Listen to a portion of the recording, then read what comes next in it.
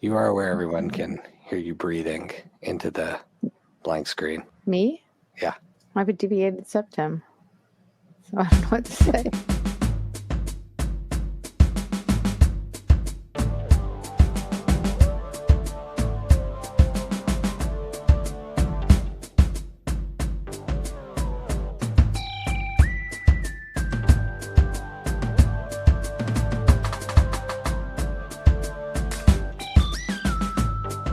All right, here we are, live pop-up episode of the Friday Night Movie Podcast. We hope Mom is listening. Did you Who else text would her? be listening? Who else would be listening other than Mom? I don't, there's a few people listening according to what I see on my side. But here we are. I know, but I didn't even see you like announce this on No, I didn't. Instagram. This is like Normally you like warn people so people can know it's This is- happening. I knew it was happening because I put some makeup on because I knew it was happening. Aw. This is a low-key pop-up. This is a little bit of a test run. We're actually live on I'm trying to watch Instagram this. and LinkedIn for our first time ever. Okay, I don't want to offend LinkedIn anyone, but Live? that's so dumb. Like when you texted me LinkedIn that, I thought you Live. were joking. That's like a resume place. Like if you're going in there to watch TV, you need a No. job. But here's my You have a problem. here's my pitch. Maybe Please go ahead. maybe you are at work, you're bored, you're looking for a new job, and oh look, we got the notification. We are live on Instagram. You're bored. Lily Corman joined. You're live. You're looking for a new That's job, me. and then boom, there is a pop-up that happens that says, "Oh, Friday Night Movie is live on LinkedIn." Usually, it's like a think tank event or some sort of professional self-help thing. So this way, you know, you're at work, you're looking at LinkedIn, but what are you really doing? You're having fun with us, talking about movies and stuff. Yeah. I'm having Right. Like so so you much can fun. say to the boss, like, oh, sorry, I have to watch a seminar on LinkedIn right now. Exactly. Yeah. Training. And it's live.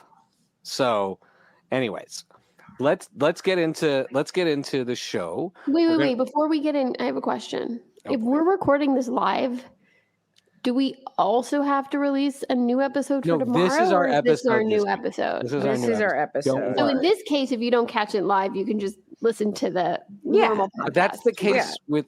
I love is how just like Becky no doesn't tightrope. entirely know how to use a computer though.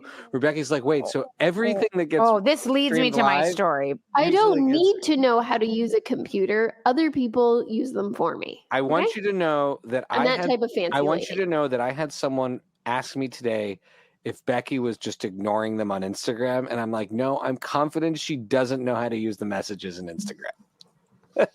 Oh, yeah. So, Wait. Okay, Lily, wait. This leads me to my Kick us off story. This with leads our me opening story. perfect lead. I to feel my like I'm being story. ambushed. I wanted Yes. to say right now, I feel This like is I'm a being perfect ambushed. segue. Oh my gosh, I'm so excited to tell you this. So, a little while back, a colleague of like a friend of ours, let's say, started a chat on WhatsApp with the four of us. And so, me, you, Becky, and this person. Okay? Okay. Let's call this okay. So, yeah, I'm just gonna say Andra, our friend Andra, started a chat of the four of us, and I get a notification on my WhatsApp that Andra started a group. You're invited, like you're in this group, and you know, as we have a very famous, every family has a famous chat, right? And friends have, you know, all kinds of like you and Becky and Vlad have like all kinds of like crazy names for your chats and like inside jokes from Arlington or whatever. And Becky and me and Halsa have inside jokes from Tenerife. And it's like so fun. And the name of this chat is Andra, Shy, and Becky. And for a little while now, I've been like, she just forgot to put my name in the chat. Like in the name of in the the name chat. of the she, chat. Like she titled the Well, chat. it's hard to see Andrew, all Andra, the Shy, things. and Becky. Right. She titled it Andrew, Shai, and Becky, and you were left off of the title, like the title name of the group. Right. Yeah. Exactly. And So you so were invited to be in it. yeah, I'm in Right, the like chat. you Then have your then chat with your cousins that's Grey's Anatomy, but there are people who on that who can't possibly watch that show. Right, exactly. But the fact is that it's not every name of the cousins in the chat. It's just Grey's Anatomy. This one was the names of the people in the chat, which sometimes it's like Lily, Becky, and someone, or like you do that sometimes. My point is that, or Cormans and a fourth person or something. So I was like thinking, is this chat something that the three of them had previously and added me to when they were like, Entirely after a possible. while, they were like, oh shit, we should add Lily. That's happened many times. Yeah. Or is this, But that's because Lily she- doesn't have a phone that uses iMessage. it doesn't matter. This is not an app related issue. Okay. I mean, it's 100% an app related issue. Okay. But go You ahead. sit down. You sit I down. just feel like you and I are absolutely 100% equal right now. Yeah. Okay. I just like it. Hold on a A second. few weeks. Tony What? Dabish, one of the founders of the I'll Yes. Take Two podcast, he just said, "Hello. I usually listen to the podcast at 1.75 speed. You all sound very different." Amazing. That's You know hilarious. what? Lily's Thank you, story Tony. should be put up to at least 2.5 speed. No, can or you if you will be here all wouldn't day. keep interrupting me, But I I just could one tell more the interruption, story. which is that all this story proves is that you and I are equally dumb. Not that I am dumber than you. I'm just going to to be clear. prove the latter. 1 second. So I, a few weeks ago, say to Becky, hey, do you think she just forgot to add my name, or do you guys had a secret chat and then like added me later? And Becky was like, no, she must have just forgot, but Lily, who cares? And I was like, I don't care. I just noticed it. And I just thought it was a bit weird. Becky's like, yeah, whatever. Then Becky, this is like 2 weeks ago. Becky yesterday, was it yesterday or the day before? On Monday, I think it was. Becky sends me a screenshot of the chat. And she goes, Lily, it's just the way a chat appears if you don't give it a title. Because mine says Andra, Shai, and Lily. And no Becky because she's in it. And not just maybe like the default for WhatsApp because she must have not titled it.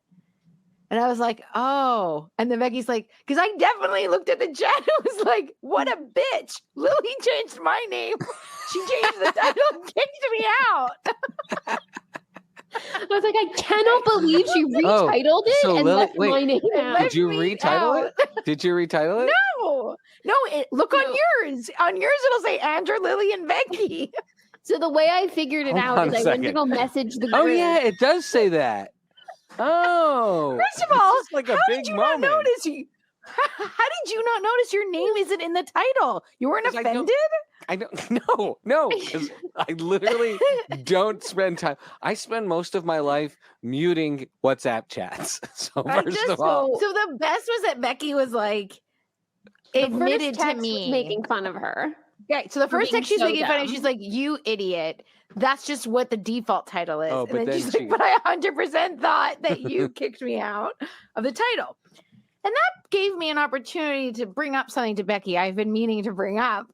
And I go, Beck, this is making me wonder, no criticism, but why did you change your WhatsApp picture? Like your profile picture? what? And Becky she's like, changed her profile. What picture? did you? Yes. do you mean? It was Becky's a had the camera for same many years. For a camera for many years. Camera. How many? Let's say I'm going to say I don't know how long WhatsApp's been around. 10 years. 10 years that Becky's had this, and I noticed that the other day the camera was gone and it was something else, and she was like, "What do you mean?" And I go, "Your profile picture." And she goes, "No, I didn't." And I go, "Yes, you did." And if you clicked on the picture. Sorry, I'm gonna be in my pants. People are going to be very sad.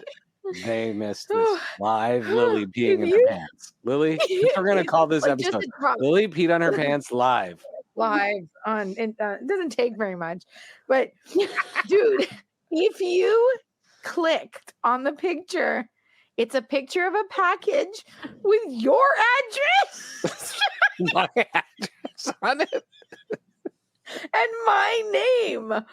My name getting something delivered to your house with your full address for the world to see on her WhatsApp. And I was like, who's the dummy now? She didn't even. My kids use my phone a lot. It's entirely possible they clicked a bunch of buttons Oh my and God. changed it. I'm so sorry. Oh my God, I'm Anyway, crying. then I got very anxious about the fact that I've been broadcasting Shai's address. But with my name. Well, first of all, So both people of you like- use my address for everything. I get packages for both of you all the time. My And credit my card kids balance walking is around the zero. house going like, oh, I bet somebody's sending dildos every time one Oh, arrives. my God. So I guess Becky, I don't know why she even had that picture, but she didn't know that was her profile picture. I She's since changed it. What's my picture now? She's I since really changed it, feel but I don't remember. it was the best comeuppance of her trolling me that I could have ever been given. But you never even see your own. You'd have to go to your settings to then see your own picture. Oh, now it's a picture of a tiny little clay pizza one of my kids made. It's very cute. Well, that is nice. Becky's amazing at using Google Docs. Screw up using Google Docs around Becky, she will tear you apart. But I know, that's it. Any other, But that's it. That's where the I buck still stops. uncursed someone out the other day for putting the wrong share settings. So Shai was But that's where it ends and begins. Mhm. Shai, I thought so that's a you great, would that's a appreciate perfect that. way to opening, making fun of Becky, which is I think a real rare thing for this show. Mhm. But we did watch It a is movie. rare. We did watch a movie this week. We did commit to watching more movies in general. And we watched a And all movie three of us watched the same movie. right in time for the Golden Globes and for it to win two that I know of. I don't know if they won other Golden Globes, but The Holdovers, directed by Alexander Payne, produced by writer David Hemmingson, Bill Block, and Mark Johnson, and starring Paul Giamatti, who won a Golden Globe, Dominic Sessa, who I think was amazing as the young kid, and then Devine Joy Randolph, who also won. We also have Carrie Preston, and Carrie Preston, who's in The Good Wife, who plays the And Elspeth. True Blood. She was on True Blood. I don't watch that show. Elspeth, and then the great, I think one of the standouts, and we'll get into this, Jim Kaplan, who was fantastic as Ejun Park. It's great. In that movie. I mean, my only critique of the movie is there should have been more Jim Kaplan. It's really the holdover, singular. Because Paul Giamatti is also a holdover. And Mary's a holdover. And Mary's a holdover. It's the three of them. Okay. I thought it was. There's a little bit of confusion in that there's a group of students and then some of the students get to leave. They disappear. Yeah. Although someone said that to me, they said they're there until they're not. I'm like, oh my God, is something going to happen to them? They just leave partway through the movie. And then it's really about a great vehicle because it makes the pain of being the only one much worse. Yes. It really it's bad enough to be the only one left there on Christmas, but at first you think it's going to be this breakfast club, a bunch of kids in a stuffy school with a teacher. Maybe they'll do some pranks, and then they take all of the kids' friends away right away. Right. Yeah. Even after he's been very sweet and kind to Jim Kaplan's character, you think, oh, maybe they're gonna everyone leaves him. Right. Yeah. And so and I thought this was a beautiful movie. This is an immediate buy for me. I watched it with my kids who really loved it. It's R-rated, but I don't know why, because it has some bad words. I don't know. I think it's have a bad word? Yeah, I don't know. But I thought it was beautiful. I think it's R-rated for the 70s because it takes place in the 70s. So that was kind of a neat thing, the way the movie opens with the 70s style. Yeah, the whole thing and the credits cards, and everything is really leaning into a period piece. It was very cool. Okay, overall impressions. Lily, what were your overall impressions of this movie? I loved it. It was beautiful. I really enjoyed seeing so many new actors like it was just so fun. Like that was my first impression. I mean, I loved it. It was beautiful, but I think something I take away from it was all the new actors that I hadn't seen before. And I was saying this to Shai before, Beck. I was like, I love Jeremy Allen White, and Shai and I have been championing him from the beginning of Shameless, but it's like, enough, like sit down, give somebody else a chance. I feel like he's in everything. And so and I love him, but it's so nice to see new actors, and everybody in this movie is so excellent. That was really cool.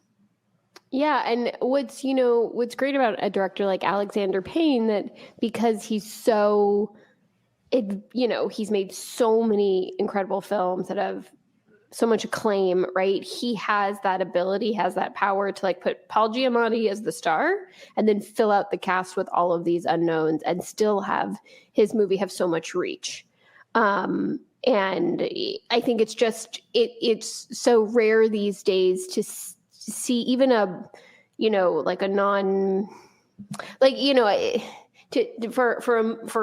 see movies that are going to have, decent budgets and campaigns, and like the Holdovers was in theaters, something like that, and have it not just be all the same faces that you see. So it's really special in that way. I totally agree. I thought the production design, there were like so many little details that I really loved. I hope you all caught, and I was able to point this out to my kids because they really wanted to see this movie. So like it was cool for them from the get-go. And that they show the Frank Zappa Mona Lisa poster is in the background. There's a Mothers of Invention Frank Zappa poster where his face is pasted over or like painted over the Mona Lisa's in the background. And I was like, kids, see? Frank Zappa's in a cool movie. I'm so I really like the costumes. I'll say that for a detail. Oh, the details were beautiful. You just like beautiful period. And something I will say that Mary's character, played by Divine, right? Yeah. Mm-hmm. Mary's character, I feel like a lot of times in these type of movies, that character's there to give like some advice and to be the soundboard and to be the like moment where the main character realizes their faults or whatever it is, and then that's it. But there's a scene when Mary's involved in the movie, and then they drop her off somewhere, and you're like, okay, I guess we're not going to see her again.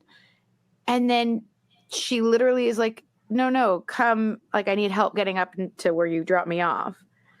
And I was like, huh. And then you see her inside where she gets dropped off. Mm-hmm. And that I thought was just so well done. It added such a beautiful layer. And I bet you there was many people that were like, you should just cut all of that because Mary's not the main character of this movie. So why do you need any of that? And I really appreciated that. It's what allows her to be. It's what allows her to be a full character with a full arc, and allows her to be complex. And it makes it really beautiful. And because you get to know her so well, you know what she's struggling with, what she's dealing with. She is better able to complement the arcs of Paul Giamatti and the Angus, kid, Dominic, whatever. What's his name in the movie? Angus. Angus. Yeah. It's hard to have a movie with Paul Giamatti in it and remember the name of that character unless it's Pig Vomit from Private Parts. Exactly, 100%. And to that end, I was going to say about his character, what was so cool about his character is that, yes, it's a character that needs to grow and experiences tremendous amount of growth, but he himself is so complex in that this is a person who does operate with an enormous amount of compassion and integrity and empathy. He does, but it's just who he chooses to bestow it on, right? Certain people are worthy of his compassion and empathy, and certain people aren't. And the growth that he has to Although I do think he does have a bit of a good judge of character. No, he does. He does have a good judge of character, but he's also prejudiced in his own way. Like he has a good judge of character, but he automatically looks at these kids you know, and he has a prejudice against them, and he needs to, you know, work through that to get to really know this kid and be able to help them. And I also like that he's not this magical mentor. no, that you, not like at we all. like you often see. Like his, there's a scene where it's very clear that he lies, or he, like, in front of the kid, That's amazing. and you don't. I just didn't expect that, where he's, you know, He very He much has his own shame, his own issues, and he's not this like infallible person. And he makes their pairing even better. Just makes it so much more layered. Just the ongoing bit of ingenue. And So and Payne is so good. Alexander Payne is so good. And it was less so in this movie. This movie had a lot more heart and sensitivity than his other films, where the awkwardness is so awful. Like it's painful. It's truly painful. The awkwardness or the difficulty in some of the scenes for these characters, and in his previous films.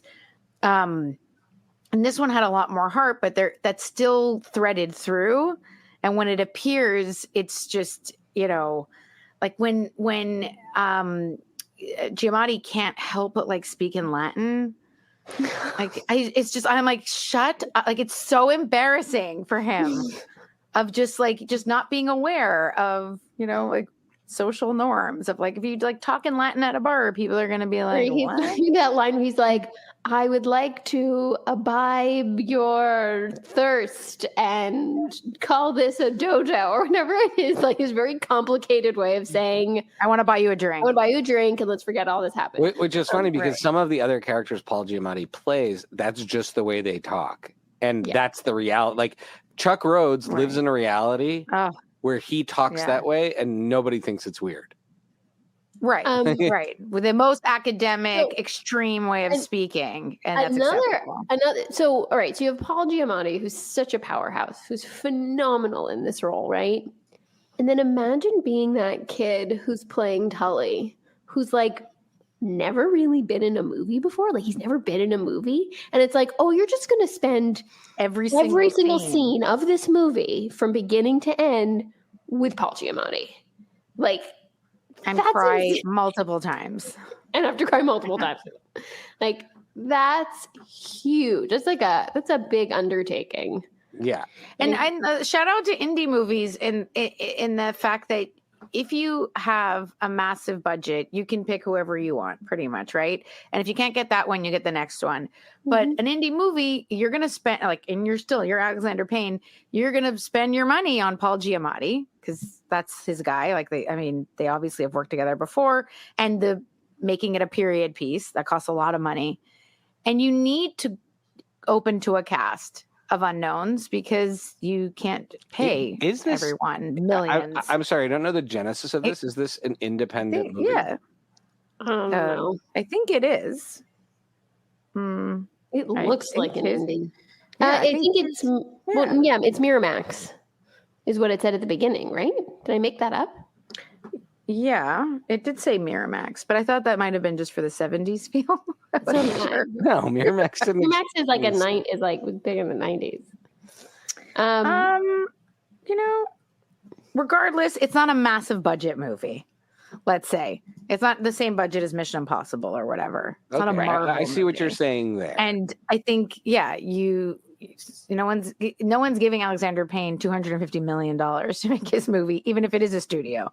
And I assume that that's what, unless it's like an absolute only creative choice, I think that that's really cool that there's certain things that come out of that environment when you're making a movie, or when you're getting to watch a movie that, has limitations. And the fact that it all takes place at the school. Most of it takes place at the school. I guess there's a part of it in Boston, but it's like a significant chunk where they're out on the road. But like all the parts in the school, I thought were really cool. This like old timey. Didn't it remind you of our high school though? It did remind me a little bit of our high school. For sure. All those like paintings. Oh, your high school, the fancy high school you went to, not the high school I went to. It reminds me a lot of our high school. But But yeah, I thought it was great. And it wasn't depressing. No. It had sad moments, but it wasn't depressing. And I honestly can't handle very much right now. Okay. So I really appreciate it. So let's get into some Friday night movie games here. Mm-hmm. If you could be a holdover with a fictitious character, who would you want to be fictitious? So you can't. I would never would have been at the boarding school to begin with, because I know, stuff but like that. if you had been a holdover over winter break, which admittedly is like, I don't know, there's a little bit of fun having the school to yourself, hanging out. But who would you want? Like, you mean with like another kid or anyone? Any or I fictitious could pick character. an adult. It can be Cedric Diggory if you want to, Becky. Lily doesn't know. I don't even know who that is. Yeah, he's from Harry Potter. I figured one of you was just going to say an airbender. Oh, yeah. Oh, that's a great idea. You're welcome. Probably, yeah. Yeah, I'll hold over with Aang. We'd have so much fun. That's a good person. That's a good holdover. Firebend or whatever he does. Well, he can do all the bendings, Well, there you go. He can bend all the things. Because he's a avatar. Shy's going to be with Cedric, who could only... No, I figured I was... Who are you going to pick? Luke I mentioned Skywalker, the Harry Shy? Potter person in tribute to my dog. Shy, are you picking Luke Skywalker? I pick grumpy old Luke Skywalker. I was going to say, young Luke Skywalker is so whiny. Imagine. Grumpy old Luke Skywalker from The Last Jedi, even though I don't like that movie, I do like that character a lot. Curmudgeon-y. And I just I would want to hang out with him and learn from him and warm his little Jedi heart, have him come out of the cave, learn a life lesson or two from me, and I'd learn from him how to pick up rocks with my brain. I'd hold over with Bridget Jones. Really? Yeah. She's drinking lots and Christmas sweaters. I'm having fun in the kitchen and just making that blue soup or whatever, just running amok. Soup?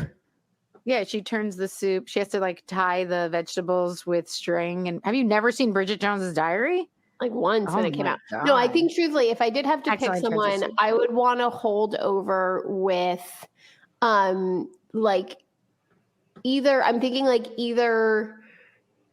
it has to be someone who's nice and fun. I'm thinking Jon Favreau from the movie Chef, because then we could just hang out and make delicious food in that giant kitchen. Talk about it's the 70s. It's the 70s. It's just meatloaf, Becky. That's the only people are making with ketchup. No, Mary is making great food. Famous chef. Famous chef. Oh, Mary. Mary is, but that's Mary. I'm just saying. So then maybe famed chef Alice Waters and I are hanging out, because that's kind of I guess when she was famous, a young budding chef making delicious farm to. But then you're right. We only have what's in the walk-in.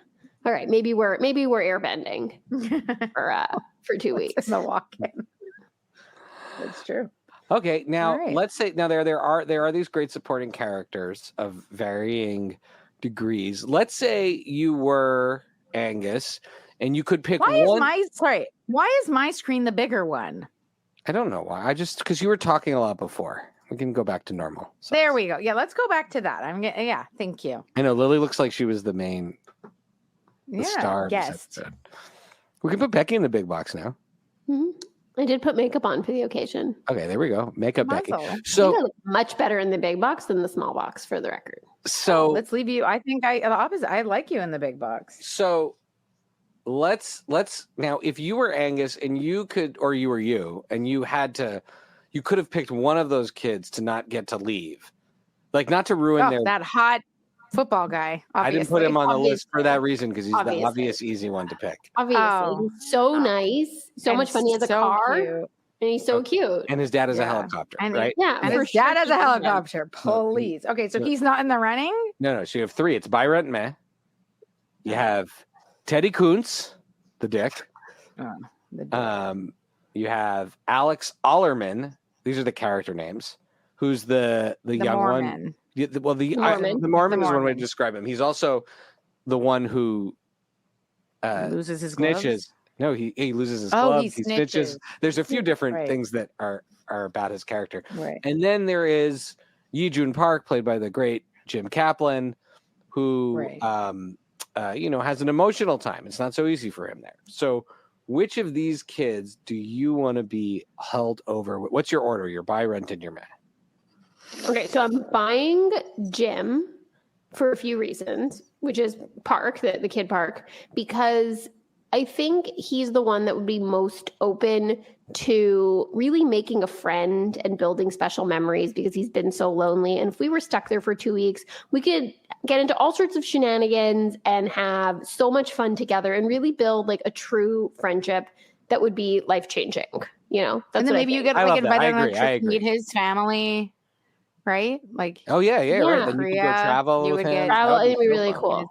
Then I'm gonna pick what? My rent is the Mormon kid, because even though he seems like a little annoying, I would have like so many questions, and it would be a great opportunity to have them all be answered. He seems like he really wants to tell you about. He did. He was telling everybody. Right. He corrected underwear. Yeah. Right. He corrected. Yeah. So I feel like you'd have really great conversations, and you could learn a lot. That's true. And definitely, you wouldn't throw his glove away. I absolutely would not throw his glove away. I mean, it was take him into town and help him buy a new glove. But what? Yeah, and then man, obviously Coons, he's so rude and mean, and I just feel like it would be so miserable if I got. It is funny the way he gets his comeuppance at the end of the movie. He does. It's so satisfying when a villain gets their comeuppance. Yeah, he wasn't like a major character in the end, but I enjoyed that comeuppance. But it was a small comeuppance, but it was just that like overconfidence that he has just biting him in the ass. That's great. Right. Okay. I would say that I'm gonna flip Kuntz and the Mormon kid because snitches get stitches. So I'm maying that kid. And I want to believe that if I had 2 weeks with that little shit, I might be able to like whip him into some shit. Lily likes a misfit. Okay. That now let's asshole. So Holdovers, I give it a buy. Oh yeah, buy for sure. Oh yeah, buy, absolute buy. Yeah, no, I love it. And I think Divine Joy. I forever I was championing America Ferrera, and I think it would be great if she won an Oscar. But I think Divine wins the Oscar. Oh yeah. Like I watched this movie and I forgot about every other performance this year, and I was like, oh, she should win an Oscar. She's amazing. 100%. Paul Giamatti, I'd like to see him do it. It's hard to tell with the way Oscars politics. I'd love to see him win at some point, but there's a lot of Oppenheimer happening these days. Yeah. So all right, let's get into our shout outs and recs. Becky, what have you been watching? I feel like you've been sneaking out to the movies a lot lately. I talked already about Wonka, how I saw that and loved it. And then I also saw Migration, which was it's like a fun, cute watch with the kids. Like, I'm not saying we're going to rewatch it a bunch, but like for a one-time watch. Is it animated? I don't know that movie. It's an animated movie. Kumail Nanjiani is the lead actor, and Elizabeth Banks, and they're really, really, really funny together.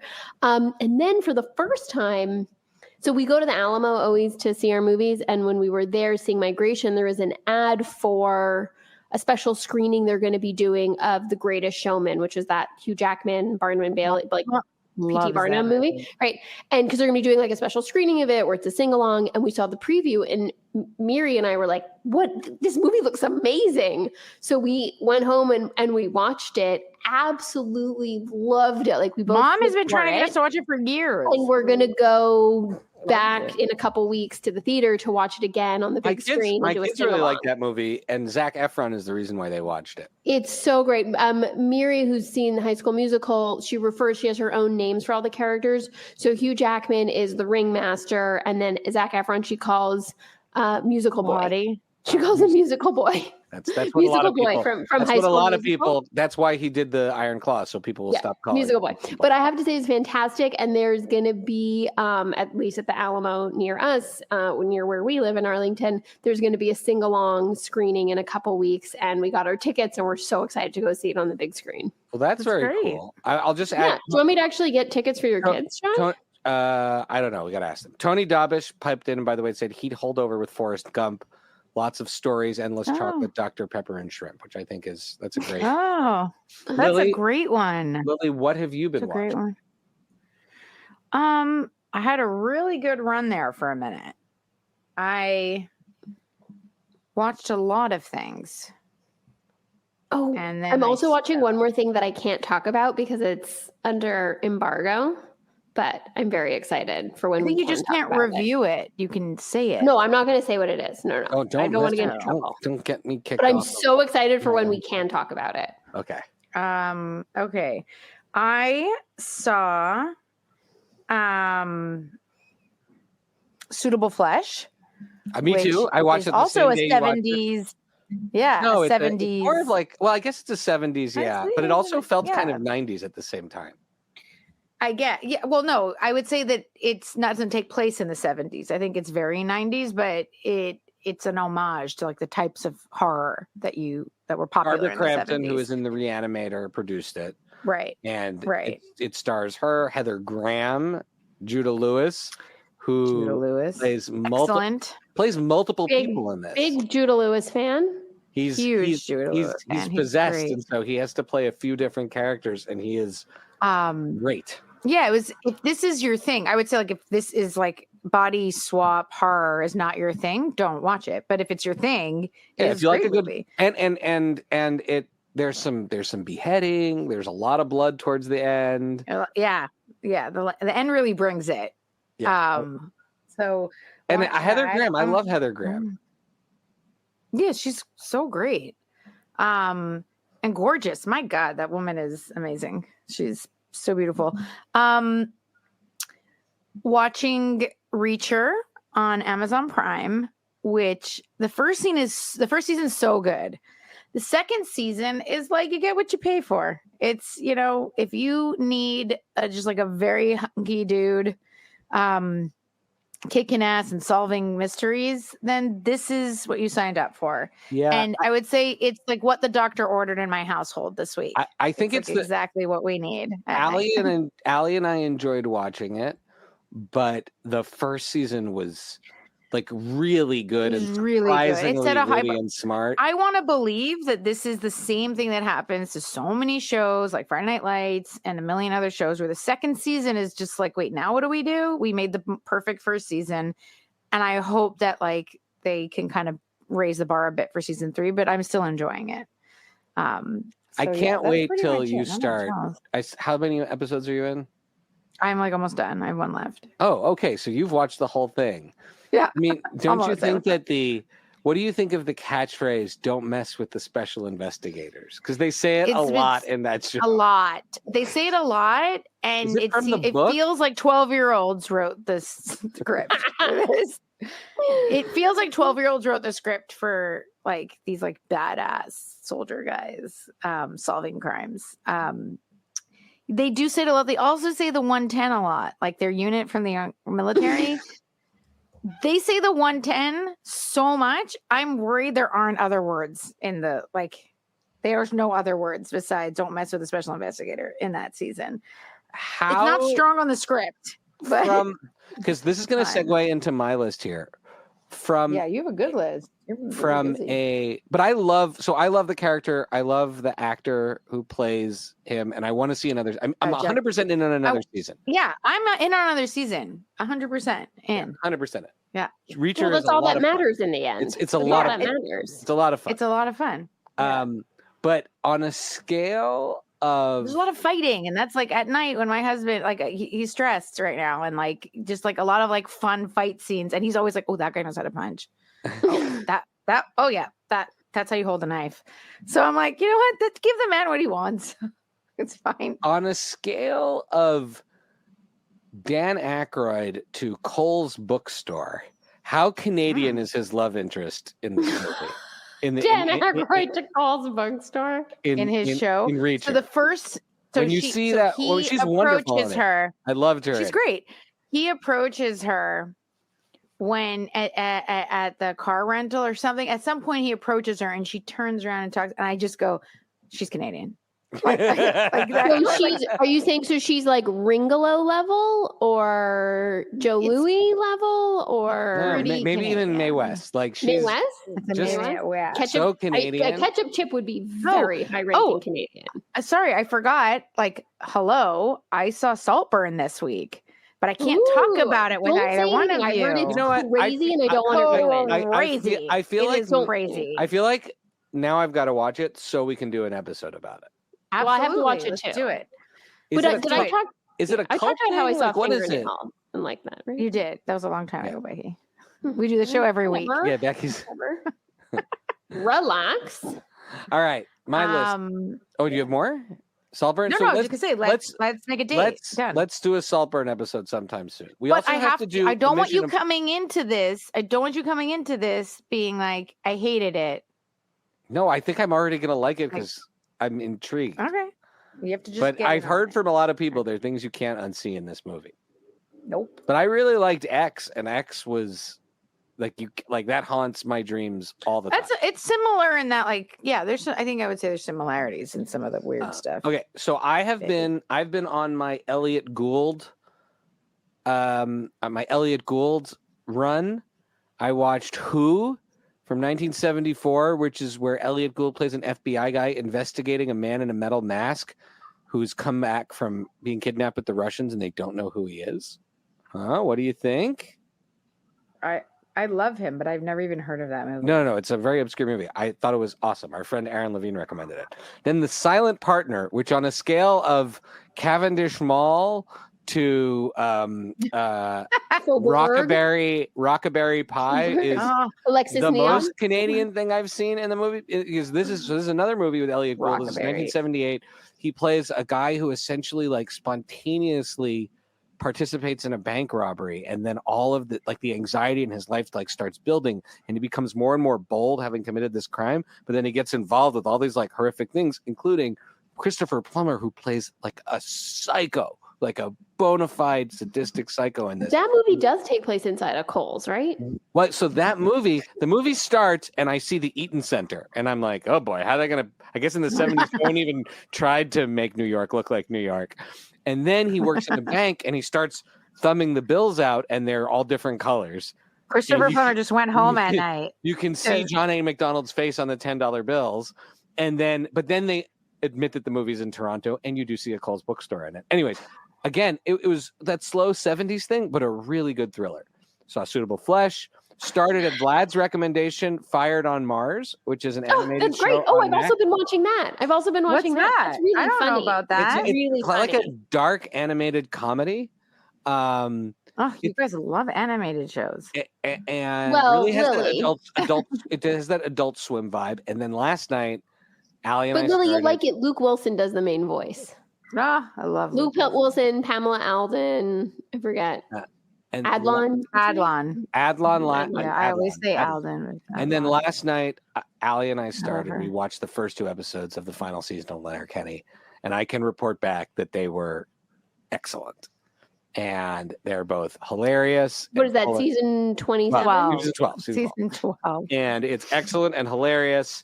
And there's also a really interesting sort of character arc conflict going on that I'm enjoying, and I feel like is sort of like long overdue. So, Great. I'm sad there's only 4 episodes left, but sun darts is all I got to All say. right. And On with that, note, thank you everybody for listening. This has been Thanks for a listening. fun This was so live fun. episode. Sign up for our Substack. Go to Friday Night Movie or Friday. If you missed the beginning and you want to hear how I almost peed a little bit on the show, listen from the beginning tomorrow when it go drops. to @FridayNightMovie or go FridayNightMovie.com @FridayNightMovie on socials and sign up for our Substack and get the weekly recommendations and other fun things.